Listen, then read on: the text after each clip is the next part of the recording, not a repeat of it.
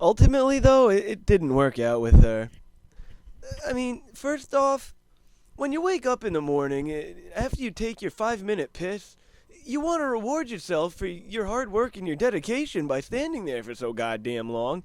But you want to reward yourself by taking a nice hot shower. But before you get in, you see all sorts of lady hair clogged in the drain. It's like, why can't they clean up after themselves? I don't need that shit. Then I finally get into the shower to find out that she's put some baby oil or some goddamn thing in the tub, so it's like a freaking slip and slide in there. I can't tell you. There's been so many occasions I've almost busted a nut trying to get in the shower. And sure, as soon as they bruise a little nipple on that, then they'll clean up after themselves. I'm gonna make goddamn well sure that happens the next time.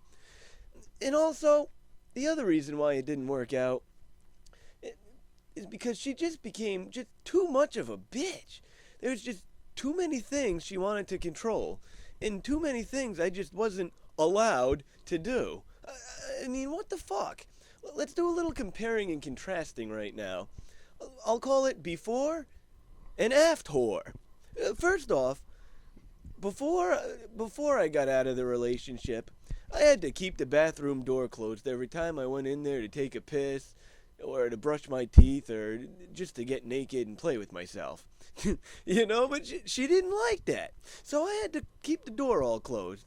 Hell, now I can keep the door open as often as I want, windows, dance, sing, wave to people. It's fucking awesome. Before I got rid of the bitch, she wouldn't let me fart in public or at any events. It was awful. And Aftwhore? I just let a nice one go and I can take ownership of it and be proud. God damn, I did that the other day at a basketball game. I was sitting there just watching the game, and all of a sudden I just let out a big plonk. Yeah, boy. And I stood up and I bowed and waved to the crowd, and all the guys in the crowd gave me a standing ovation because they knew that they weren't allowed to do that. It was awesome. Christ, before, I had to keep my clothes on at all points in the day. When company came over, and even in fucking bed. What the Christ? What the fuck? I mean, she obviously didn't like sex. She's a weirdo. Now, I can wander around my house naked. I can have nothing to worry about. I can even invite people over.